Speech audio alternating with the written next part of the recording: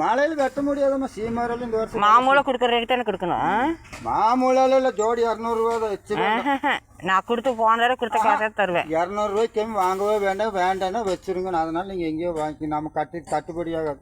எல்லாம் 200 தான் விற்கிறோம். இன்னும் எவ்வளோ வரும்? போன தடவை 150 ரூபாய்க்கு தானே கொடுத்தேன். 150 ரூபாய்க்கு இல்லை, போன டிப்பு 200 தான் விற்று. இல்லை 200 நான் கொடுக்கவே இல்லை. 200 கிலோ கணக்கு கிடைக்கிறது இல்லை.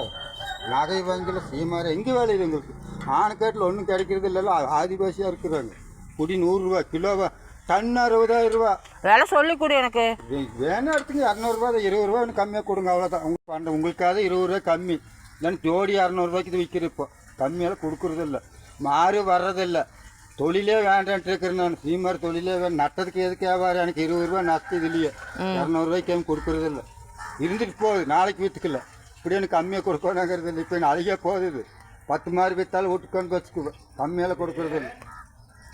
கம்மி அடுத்து நீ 20 ரூபா சேர்த்து வாங்கிடுவியா? அடுத்த இப்போலாம் 20 ரூபா சேர்ந்துதான் வரும். இது இப்போ ஏன்னா நீங்கள் தோற்று அலை தெரியுது இல்லை. 10 ரூபா ஏற்றியே தரும். ஒரு வழியே இல்லை. என்ன சீமாரி இந்த விலைக்கு விட்டுச்சுன்னா அப்புறம் மற்றதெல்லாம் எந்த விலைக்கு தான் விற்கும்? வாங்கல சீமாரி கிடைக்கிறதுல வெட்டுற வானை, பூனை, சிங்கம், கரடி எல்லாமே இருக்கா? வெட்டிட்டு வரணும். அப்புறம் மலையில் தானே வருது. ஆனை, சிங்கம். முந்தா நேரத்துக்கு ஒரு ஆள் மலையில் ஆணி அடிச்சிடும். முடிஞ்சது, ஆள் முடிஞ்சது. சீமாத்துக்கு போய் ஆள் முடிஞ்சது. யார் போகிறாங்கிறாங்க? இந்த தொழிலே வேண்டாங்கிறாங்க. இல்லை ஆதிவாசிக்கு தெரியுமா இல்லை? அவங்க தான் வெட்டுறது. அவங்களும் போக மாட்டாங்கிறாங்க.